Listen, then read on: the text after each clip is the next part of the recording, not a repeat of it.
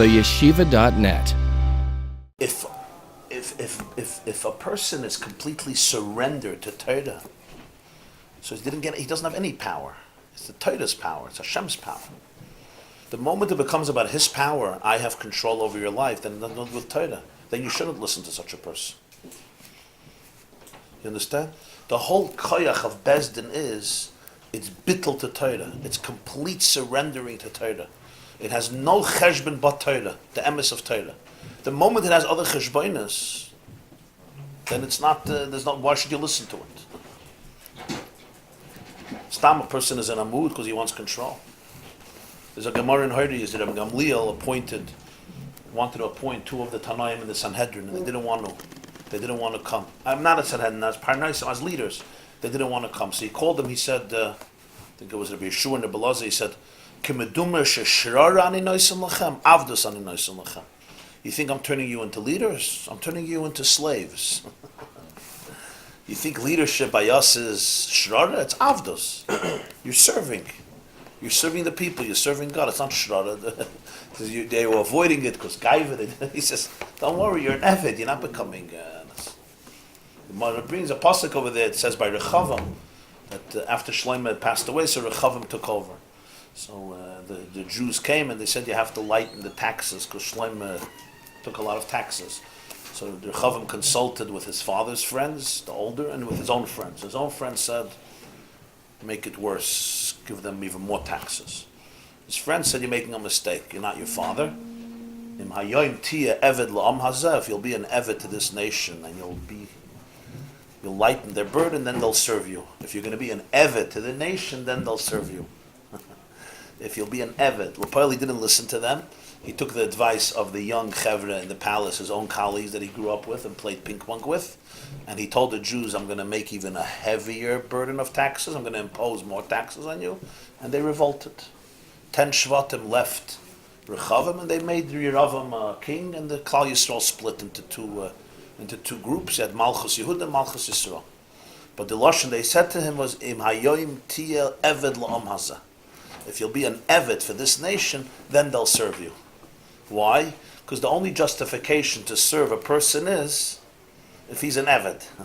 If not, we have one God. People are not gods. The moment people become gods, it's already a distortion of emes. People are not gods. What makes them God? Unless the person is completely surrendered to Hashem. So you're not surrendering to the person. You're surrendering to someone who's completely surrendered. There's no ego there. The moment there's an ego there, you're dealing with a very dangerous situation. You have to change the words of the rabbis, the name. No, that's what people often don't understand. They talk about Amunas Chachamim, Amunas Tzadikim, Daas Torah, all these things, which are very important Yesodis. But there's one nekuda that people don't realize. I don't follow somebody blindly because his picture's in the newspapers, or because he has a good IQ, or because he's surrounded by politicians who know how to manipulate the situation. If you follow a person that way, then you're a fool. There's one reason to be mevatel yourself to Amunas Chacham, Amunas Tzadikim. If the person is completely egoless, they have only one agenda only. And doesn't mean people are not allowed to have Yetzer Haras. But I don't have to worship your Yetzer Hara. I'm not going to worship your Yetzer Hara noch blindly. You know what I mean? It's very important for people to understand. That's the distinction between a cult and not a cult. A cult means the guy could say stupid things, ridiculous things, absurd things, yeah? He could lie, he could say things hepech HaTorah, but nonetheless I have to follow you blindly. Why? So that's not a right approach. So I was wondering, it doesn't say any nice words on Moshe, like Rabbi Jacobson. So it's a Moshe even name. That would make sense. Yeah. Chol Beisi Nemanu. Avdi Moshe. Loikein Avdi Moshe. The nekuda of Moshe is that he was an Eved. Kvad Peh Kvad Moshe. Bruchim Abayim. Gedenkstem. He was here like the first week. Look who the wind blows in, yeah? Mekavet Slichas. Every day. I'm a poem, Machshav. I wish I would be able to do that. How do you do that? It's even bigger. Because machshuv, it's perfect. The poil sometimes it's not so good. Chen. But this is a good loophole about the Eved, not to listen. And I don't want to listen to someone. I say he's not an Eved. Sure. It's a good question. You're saying so people could manipulate this. If I don't want to listen to my Rebbe, I say, oh, he's right? That itself has klolim in Torah. That itself has klolim in Torah. For example, what disqualifies a bezdin? The Gemara in Sanhedrin speaks about kasher yishayim einem min aminyan. That if you have a bezdin that's not erlich, it's not a bezdin anymore. It's not Sanhedrin. So we're talking about a person who wants to be moited in Ratzon Hashem, yeah, doesn't need excuses, yeah. We're talking about an erlich yid. An erlich yid, this klolim in Torah, what makes a person qualified, what makes a person not qualified. Isn't there a big confusion nowadays between... There's a din in Choshe Mishpat, a Rav gives a psak din, you're allowed to say, Meheichen dantuni. Show me your source. Why? And he's mechuyev to show. But they're allowed to say Tam Kumus. Huh? Meheichen dantuni. You have to show your source. Today, no. Well, they say Tam Kumus. Tamakumas? Nah. There are a lot of answers. No. You have to be very careful with that. Meheichen dantuni means show me your source. Open a Choshe Mishpat, show me. Isn't there a look if you ask someone, you're not allowed to ask another one? You have to have a reason to ask somebody. If a person is puzzled to be a din in this Indian, it's dealing with his son-in-law, his brother-in-law, right? So find this klolim and halacha. There's pasha klolim and halacha.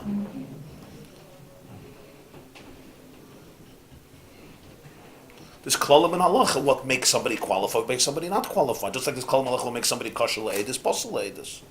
But there's real klolim about this. So somebody who's loyal to Torah, Torah gives a formula. Torah gives a formula. But it's not stam a hefgewelt. A guy manages to gain some power, so therefore he has absolute authority. If Torah gives authority, Torah gives authority. Yeah, listen, a person is looking at excuses, of course you can find excuses. You can find excuses. You don't need this to find. Huh? You don't need this so far to No, find. it's But not, just for anything. It's not if someone needs an excuse. If there's a new tikkun, and I want to be good, but it's hard. So do I have to listen to it or not? So who said it? I'm gonna say he's not an Eved with Shabbos. I'm not mechiv to listen to him. It's not because I don't want to do good. I don't feel this is right, but I don't know. Okay, So so I'm looking at the person and I'm saying, you know what? He's not a perfect person. So that itself is a shaila. Since whenever I'm negei b'davar, I'm also puzzled for my own din, right? If I'm biased about something, so I have to ask that itself. I have to ask an objective view. What does Shulchan Aruch say about this? That itself, it's a good shaila. I can ask, what does Shulchan Aruch say about this? Because I may also be biased. Remember, I'm biased with myself also. So when it comes to something that's making my life difficult, for example, and therefore I'm very biased, so naturally I want to delegitimize you, and I want to say you're puzzle. Yeah? I'm saying you're biased, and I'm not biased. I'm also biased. So that itself, I think somebody has to be able to really question, and question by an objective person, or an objective bezdin, or an objective rav, who knows halacha and asks, what's the status of this situation? Because sometimes it's not so clear. And sometimes there's a machlokes. There could be an argument too. It's also sometimes there could be an argument. It's also part of it. It could be chilukei deis. Not everything is one mahalach. There's a whole thing nowadays with, not just nowadays, but like in recent history, of like people look at people as if they're just because they're Talmud Chacham, they're also a tzaddik. But you have to be a Talmud Chacham to be a tzaddik, but not necessarily because you're a Talmud Chacham are you a tzaddik. That's obvious. What does a Talmud Chacham mean? What does a Talmud Chacham mean? Talmud Chacham doesn't mean somebody who has a good head and has a good IQ and is a bookworm. Marcus Jastrow, he was a Talmud Chacham, and he wasn't. The main meaning of a Talmud Chacham is Yireh Shamayim, emes. Yeah. Egolessness, that's what a Talmud Chacham is. Yeah, of course he has to know how to learn. But the Nekud of a Talmud Chacham is his bittul to Hashem, his edelkeit. There's no ego. I thought that's a tzaddik. That's what a real Talmud Chacham is. Okay, but there are also people who are like... So you can ask them Pshat and Gemara. That's a different Indian. Ask them Pshat and Gemara. I'm saying that... You think it makes sense to say that somebody is born with, Baruch Hashem, a good IQ, and they're antisocial, so they love learning, and they're bookworms. So that turns a person into an Isha Laki? Explain it to me. Because you bucky the shots, but not... Ain't no chalami. Yiddus Shemayim is another Musa Lalev. Huh? That's exactly the the value of a person by Yiddus Shemayim by Emes. But you see It's not from, something you can but see. you know from behavior, the Of Gemara. course, sometimes you can see that he's a Yiddus Shemayim, but you cannot. So cannot you see have for to be sure. careful. You have to be careful. We don't believe in making psalim. We don't believe in getchkas. We don't do that. We don't do that. We don't believe in getchkas. I'll tell you an extreme example. The Kedushas Levi, people quote the Badit Sheva, right? Everybody quotes the Badit Sheva. The Kedushas Levi in Parshas Shoftim, you could look it up. I quote, Mutter l'ishtachavois l'tzadik. Black and white, those words. And he brings an ayah from a pasuk. Now, a person who doesn't understand reads this. What does this sound like? One of the worst isurim. Lo yishtachavo lahem, lo yisavdim, lo yishaslecha kol pesel. This even could sound like another religion. Parshas Shoftim. A ganze pshat in a pasuk. Asher loitzi visi. Asher loitzi visi. So the Kedushas Levi says, Hashem says you're not allowed to worship the sun and the moon. Asher loitzi visi. I didn't command. So Rashi puts in a word. Asher loitzi visi la'avdam. Kedushas Levi says, Al pi pshat is something off. He says Asher loitzi visi. Since they don't have mitzvahs, you're not allowed to bow down to them. But somebody who has a mitzvah, and he becomes one with the mitzvah, he's a shtickle lalakus. So bnei mutter l'shtach was a. Now what does this Kedushas Levi mean? What about the Rav means? So this is a davar da. You have to understand what he meant is as follows: a tzaddik. It says by Moshe, the Sifri says in Shema, he kept on saying, "V'nasati metar artzachem be'ita yodom." I'm going to give you rain. Moshe is speaking about himself. He's going to give rain. So Chazal say, "Shchina medaberes mitachigreinu shel Moshe." He spoke. The Shechina speaks through him. V'nasati, I. It's not I. It's Hashem. What do you mean? It's me. If a person turns himself into a conduit for the Rebbeinu Shalom, so then his very mitzias is a keli, like the halach in Hilchos Shabbos. Hamoitzi oichlin pachas mekashir bekli pater afalakli neshakli tfeilaloi. You have a huge keli, but what's the gather of the kli? One nekuda. I carry the seed. I carry the cholent bean. I don't have a mitzias outside of the cholent bean. What do you mean? I have a huge mitzias. The tzaddik has a guf, the tzaddik has a nose, the tzaddik has a brain. A real tzaddik is pshat a yid that not 50%, not 90%, not 98%, not 99%. His whole mitzias is nothing but a conduit for Hashem. For Hashem. Or for his neshama, which is a chelik al-kamim al-mamash. So pater afal akli, we see it in halacha. The gather of the kli is redefined from a kli into food. So mutar l'shtachbes l'tzadik, not because you bow to a tzaddik, because the tzaddik doesn't exist. Because there's no tzaddik, that's what you're bowing down to. The tzaddik doesn't exist. But for that, you need a tzaddik that the Kedushas Levi calls a tzaddik. You're not bowing down to him, there's no him. The whole him is what? A vehicle for elikus, for godliness. That's his whole imitzias. Now you can't say that about a person. Do we all have in us a part that's a chelik al-kamim? Yeah, but we have other parts. I have a Yitzhahara, I have a Nefesh HaBahamis, I have a guf that blocks, I have a lot of stuff. So now I ask you a question.